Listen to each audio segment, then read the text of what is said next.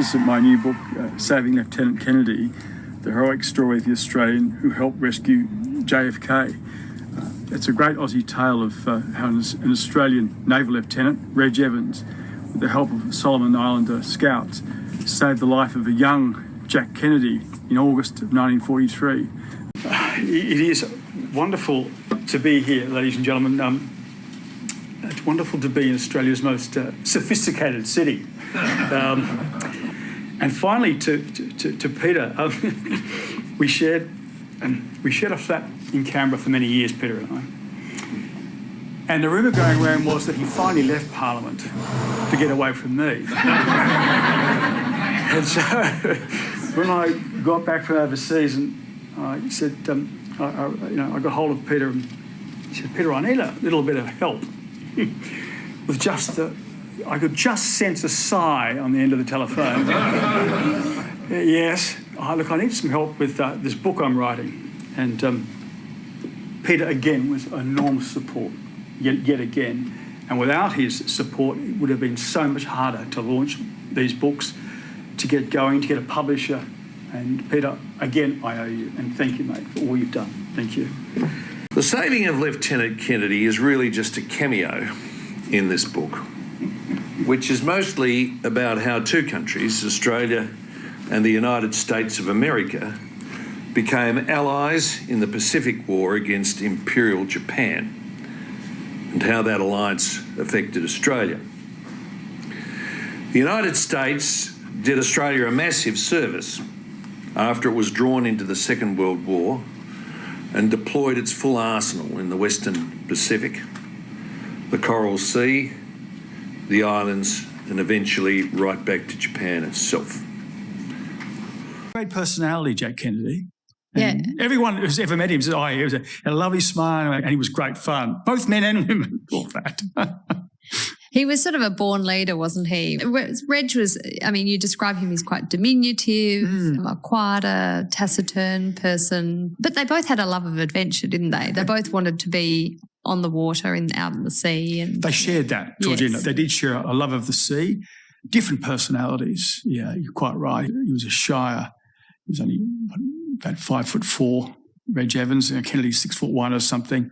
He's a small bloke, but with a lovely smile. He had a thin face, but a lovely smile, Reg Evans. And he had something, He married very well. The daughter of a judge of the Supreme Court of South Australia, Gertrude Slaney Poole.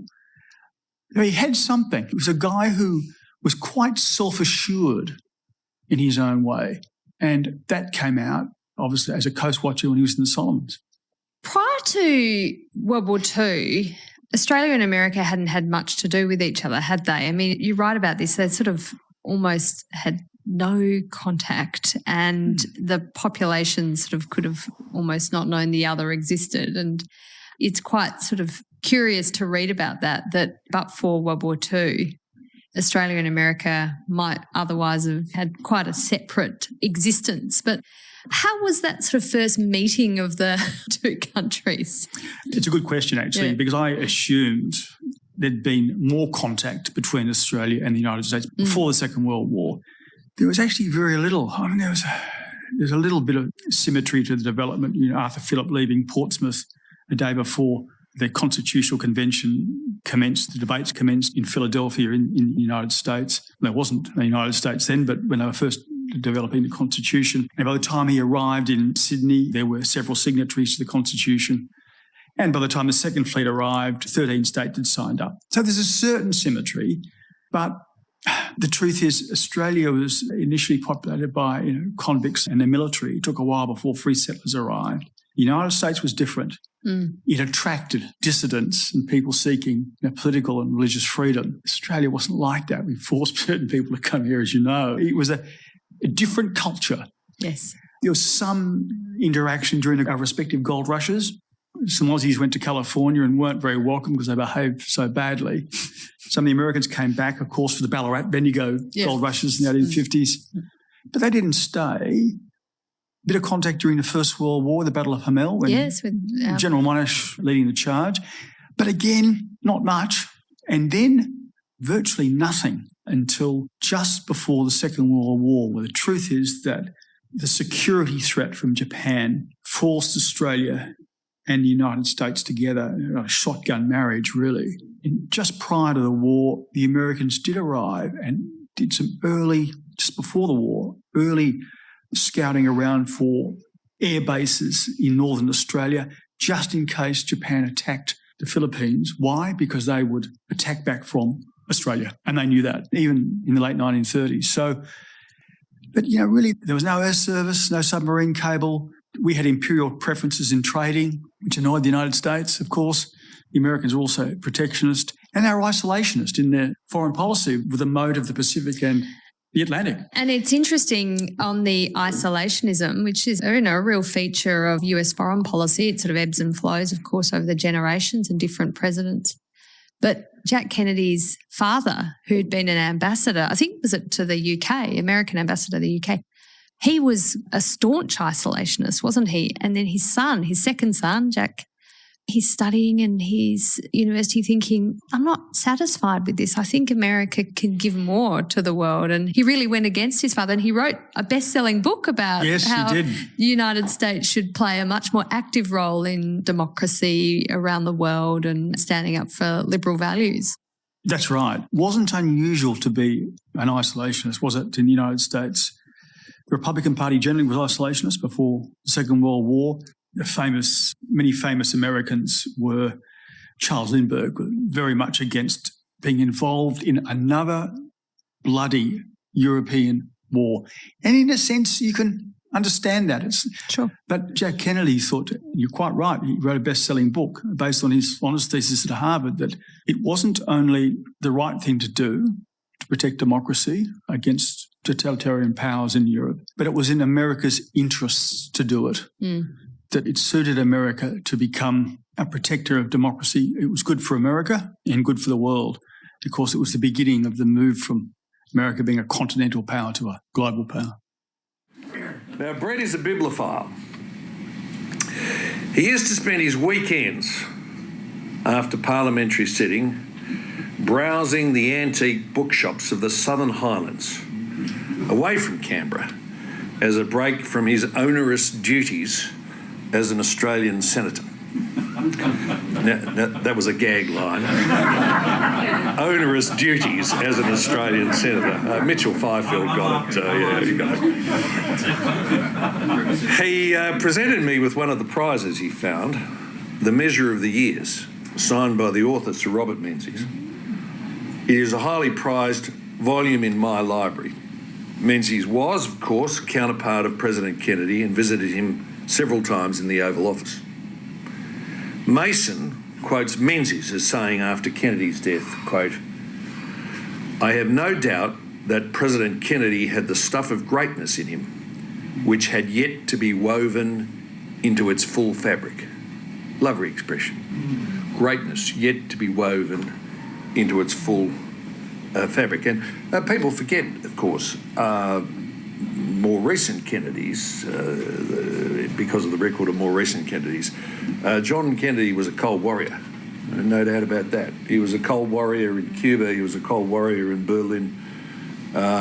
Probably the greatest ever statement of America's duty to the world: "We'll bear any burden, pay any price." These days we would consider that an overstatement. So we have diverted, of course, from the story of the 1st, 2nd of August, and we've left poor Jack Kennedy in the sea, his PT boat destroyed. They're with 11 other crew, I think it is, and the Japanese think they're dead. The Americans think they're dead. What happens next? That's right. Poor Jack Kennedy, his officers back at the base start planning a memorial service. So there was 13 on the PT boat. 2 are killed instantly, 11 are left, that's 10 plus Jack Kennedy. They're in the water from about 2:30 a.m. on the 2nd of August. They're holding on to the wreckage, which is obviously still floating. And by about 1 p.m. the next day, or 1:30, what's that? 11 hours later, they're still in the water holding onto the wreckage, but it starts to sink. And they're also worried about the Japanese planes or Japanese Navy picking them up. Kennedy spies a small island and says, "Gentlemen, we're going to have to make that island." And so for the next 4 hours, they swim towards this very small island, Plum Pudding Island, the British called it, and today it's called Kennedy Island. And Kennedy, who was a strong swimmer, he swam for Harvard University, and he grabbed one of the blokes by his life vest with his teeth and breaststroked this injured crewman all the way to the island. It's very brave, extraordinary, and others followed. So all 11 finally got, after about 4.5 hours, got to the island where they could rest. There were a few coconuts, but not much to eat, not much to drink. But at least for the moment, they were safe. So that was about 6 p.m. or so on the 2nd of August. I mean, can you imagine after all that time, there's basically nothing to drink, nothing to eat. You're feeling pretty desperate. You're in the middle of enemy territory, Japanese planes going over the whole time. What do you do? Well, you're right. There were thousands of Japanese encamped nearby. And what Kennedy did is he went out, he said, we need some water and I need to all flag down another PT boat or an American craft. It's extraordinary, but this is the energy of youth. He gets to the island after a bit of a rest, decides to go out searching, trying to attract the US Navy. He couldn't do it, but came back later to his crew exhausted, nearly drowned.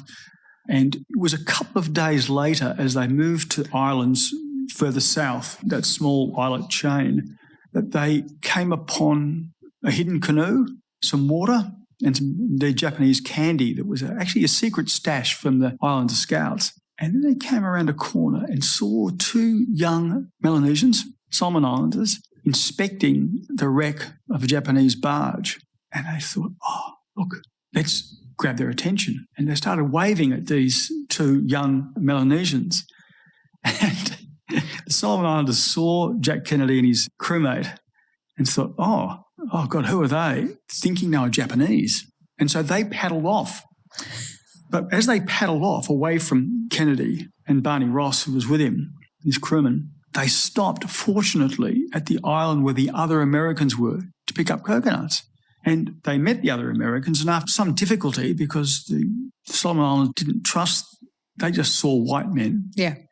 And thought Japanese or German or danger. In the end, there was enough communication and enough pidgin English to explain to the Solomon Islanders they were Americans. And then 2 + 2 = 4. The scouts thought, oh, these must be the missing Americans. So when Jack Kennedy arrives back at the island at about midnight, he sees a fire and sitting around that fire smoking cigarettes of the 2 Solomon Islanders that he'd seen earlier that day. And that, of course, was the start of the rescue. Amazing. So at this stage, they are thought to be dead though, aren't they? Thought to be dead, yes. Yeah. So how does he get a message to Reg? Well, from there... that's no mean feat. With no mobile phones, no drones, no satellites. No WhatsApp back then, no. What happened next was that Jack Kennedy, they needed to write a note to give to either Coast Watchers or indeed the US bases that were miles away. But they needed to write something to tell them that the Americans were alive and they needed help. So they got a coconut, of course, the famous coconut. Coconuts are coming in very handy. They are. Yeah. And, of course, he famously etched that note and gave it to the... And this coconut, this is kept, this coconut. Remember this coconut, Yes, everyone. It is. Yes. It is kept. The coconut is Don't kept. Don't forget the coconut. Yes. And the 2 scouts take the coconut and they stop off also with an invoice. Actually, it was a Burns Philp invoice from the company that Reg Evans worked with before the war. And it was also had a note from Barney Ross on that invoice, plus the coconut. And the 2 scouts headed off towards... Lucky they had a pen. Did they have a pen? Yeah, or a pencil, something. Or a pencil, yeah. Yeah, they did. Yeah. And they went off to the US base. But they stopped by and saw other scouts. And they told the scouts, and the other scouts, of course, informed Reg Evans, the Coast Watcher. And they paddled for, 18 hours or something, the 2 young Melanesians towards the US base. But then the other scouts told Evans, and Evans said, right, first thing next morning, you have to go back to the Americans and bring their commanding officer to see me, and we will plan the rescue. And next morning, Benjamin Kevu, this is when Benjamin Kevu comes into the story, who could speak good English. He was Methodist educated and he had very good English. And he was sent with a note from Reg Evans on OHMS notepaper, I might add, on His Majesty's service, it would have been back then. And Kevu took it to the Americans and arrived. And as the islanders moved towards Kennedy and his crew sitting around on the island, with a flourish, he took out this note and said, "Sir," and gave to Kennedy this OHMS note signed by Reg Evans saying, "Please come back to the island to help plan the rescue of you and your crew." They didn't do it straight away. They had a feast instead. They had a big feast. They were all starving. Yeah. And then later that day, hiding under palm fronds in the canoe, Kevu and the others ferried Kennedy back to, by then, Gomu Island, where Reg Evans was stationed. He just moved there the previous night, actually, and he hadn't set up his radio, but he had by this later that day. They ferried him back, and luckily he was hiding because there were actually Japanese spotter planes above looking at them. Gee. But he was hiding under the fronds, and late that afternoon, probably around about 6 p.m, Evans can see, looking, ripples starting to occur and a canoe moving towards them. And he's worried because he thought, where's the commander? Where's the white man? And he looked across and he didn't worry because the quote is, Benjamin Kevu's face was wreathed in smiles. So he knew things were going well. And just as they reached the beach, out jumped a skinny, unshaven, bedraggled, exhausted Jack Kennedy. Yeah. And grabbed the hand of Reg Evans and said, "Boy, am I glad to see you." And then Evans said to him, "And I'm bloody glad to see you too." and they went, and of course planned, they went back for a cup of tea in Evans's hideaway and planned the pickup later that night of Jack Kennedy's crew. And of course, late that night, the Americans came up, picked up Jack Kennedy. Kennedy took them back, navigated their ways through the coral, picked up Kennedy's crew, took them back to Randover, and all of them survived. The 11 that were on the island all survived. And Reg Evans and Jack Kennedy wouldn't have expected to see each other ever again. No. So that could have just been the end of it. I understand that Jack had to take Reg's rifle. Well, that's right, he did. And he didn't have many clothes left by this stage, so he had to take some coveralls from him. Quite right. That's right. So anyway, Reg was happy to oblige, but... That's right. He gave him you're quite right. He gave him the rifle. He needed that because he needed to have 4 shots to warn the PT boats that... It was a friend, not foe. Friend, not foe, quite right.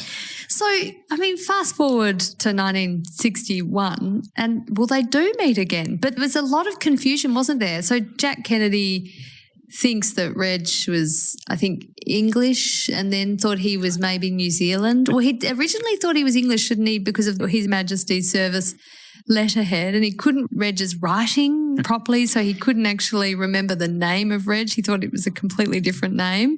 And then he thought Reg was a New Zealander. So really they might never have met again. But for... Georgina, that's right. An amazing turn of events. And that was the rise of Jack Kennedy's political career. Yeah. You know, if it hadn't been for that, no one would have been particularly interested. But as he became, congressman, senator, presidential hopeful, and then, of course, elected as president of the United States, who was that bloke who rescued President Kennedy, as he then was in August 1943? John Hersey's original article published in New Yorker says it was Lieutenant Wincote from the New Zealand Infantry. Yeah. And, of course, there was no Wincote. And Evans knew, because he read that article when it was republished in Reader's Digest in late 1944 back in Australia. I thought it was me. It wasn't a bloody Wincote. It wasn't a New Zealander, So he knew he knew that Jack Kennedy was the person he rescued. Yeah. Because it was the only one he ever rescued. Right. The only one. Yeah. It's interesting, isn't it? But he said he kept his mouth shut. He said, because it was no halos and glory stunt. It was another long day and a long war. Why would I buy into that? Mm. But in the end, there was so much attention around who rescued Jack Kennedy. And the Pacific Islands Monthly, the small newspaper, then a magazine in Sydney, got hold of the story. And the call went out. Who was it? And Eric Felt, who I mentioned before, Commander Eric Felt, said the person who it would have been in that island at that time would have been a guy called Lieutenant Reg Evans. Wherever he is, he could shed some light. Evans was made aware of it and finally went in to see the Pacific Islands Monthly and still a long way to go. But in the end, of course, he outed himself and then was outed to the American press as the rescuer of Lieutenant Kennedy. But it took a long time. And then how did he get to meet the president? I mean, how did this transpire? Because Reg is still in Australia and no doubt the president is pretty occupied. Well, he became a bit of a celebrity because it took a while to identify him. So it was a mystery. It was a mystery. Yeah. And it's funny, here we are in the Menzies Institute. When Menzies first met Jack Kennedy in February of 1961, Kennedy said to Menzies, well, Australia is partly responsible for my administration. Yes. Because just the next day, Pierre Salinger, who was Kennedy's press secretary, announced that Lt Reg Evans had been identified as the rescuer. So it was what a great icebreaker for Menzies and Kennedy. And from there, President Kennedy invited Reg Evans to the White House to meet on May the 1st, 1961. And he became a bit of a celebrity. He appeared on these crazy evening shows in America and with Betty White, among others. And he appeared on the Jack Parr Show, who was like a precursor to Johnny Carson, the Tonight Show. And he was a very popular figure for a short time in the United States in 1961. And then, of course, returned in 1962 with Benjamin Kevu when Jack Parr did a special on the rescue, PT 109. Yes, you've got some lovely photos of these meetings in May 61 and, Reg Evans and President Kennedy together in the Oval Office, and then, of course, with Benjamin Kevu in 1962 and the surviving crew of that PT boat, which is wonderful to see these photos. But what of the coconut? Tell me. Oh, the coconut. Well, of course, that survived. And one author describes as one of the talismans on the road to success that he put on his desk in the Oval Office that was taken by the two, like Gasa, Eroni Kumana and Biuku Gasa, the two original coast watchers that saw Kennedy originally, all the way to Rendover. And they took that with them. And Kennedy got the coconut back and the handwritten note from Evans and kept them as reminders of the frailty of human beings and how the difference between life and death can be so narrow. And that reminded him until the end of his days just how lucky you can be and indeed how unlucky you can be. I mean, it's quite a remarkable story. And as you say, and as President Kennedy said, Australia was responsible for the Kennedy administration, but also Australia contributed to his personal story, that as a war hero and as someone who was so central to the development of the Australia-US relationship. Absolutely. In fact, Menzies, when President Kennedy was killed, in the eulogies delivered in House of Representatives, Menzies said what set Kennedy apart from his predecessors was his genuine interest in Australia. Yeah. And it is true that Kennedy had planned to come originally in 1963 to Australia, and then, of course, it was rescheduled for the Australian spring of 1964. But obviously that didn't happen when he was killed in Dallas. But there's no question that Kennedy was very keen to come here and loved Australia. The America's Cup, of course, in 1962, and made that lovely speech about Australia and Australians being this great nation of 10 million people, that great sportsmen, great soldiers and great allies. So he was very fond of Australia. And in fact, Sir Howard Beale, our ambassador, said that he was very, very fond of Australia and Australians. So it's a pity he didn't get here. But he's... As I was saying, I think if you'd been part of the generation that lived through the Second World War, you admired the Americans. It might have gone on your nerves a bit. I remember my father always used to say, apart from the Japanese, the thing he feared the most was the American bombers coming over New Guinea, because you were just as likely to be hit by friendly fire. They'd come across and you'd all duck, and then you'd get up and you'd fight the Japanese. So there was always points of friction, but Australia knew deep in its heart that in fact, we didn't defend our country. Our great and powerful friends, as Menzies called them, saved Australia. To another But I've got a quote here. This is written in 1946, just after the Second World War. The American wrote, Dixon Wechter, his name was, Australia knows clearly that she has far more to fear from American isolation than from American intervention. Her worry is not our aggression, but our indifference, the reputation of our foreign policy for irresponsibility.